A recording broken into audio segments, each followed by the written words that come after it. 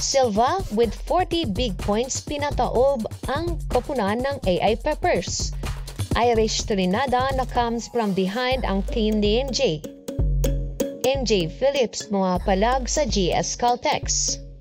Bago natin yan simulan, please support this channel by clicking like, share, subscribe, and hit the notification bell to be updated in our upcoming videos. Nagharap na ang dalawang Pinay import sa Korea V-League na sina F2 playmaker na si Tulinada at Petrogas middle blocker na si MJ Phillips. Nagpakitang gilas nga agad itong si Phillips nang pangunahan ito ang opensa ng kupunan at inactivate na agad itong si Phillips kaya't lumamang ang AI Peppers at napuha ang first set sa score na 25-21. Medyo uminit na nga ang sa set na to ang import ng GS Caltex na si Silva. Nagpaulan nga rito si Silva ng malalakas na spikes dahilan bakit nakakalapit ang score ng Caltex. Ipinasok na rin si Tulinada sa set na ito at nakapagbigay ng magagandang plays para sa kanyang kupunan. Napaka-alive na rito ni Tulinada na nagbigay ng buhay sa laro.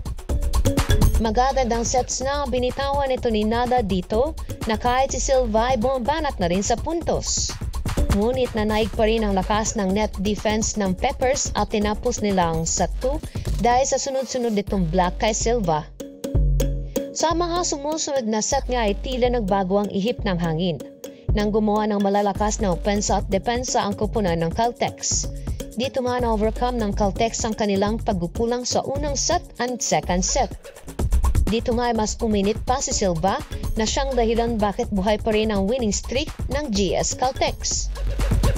Still undefeated pa rin ang Caltex and the win comes from behind from Peppers in 5 trailing sets sa score na 21-25, 23-25, 25-20, 25-19, and 15-12. Kahit natalo man ang kupunan ni NJ, ay napakagandang performance pa rin ang kanyang ipinumalas sa kanyang kupunan.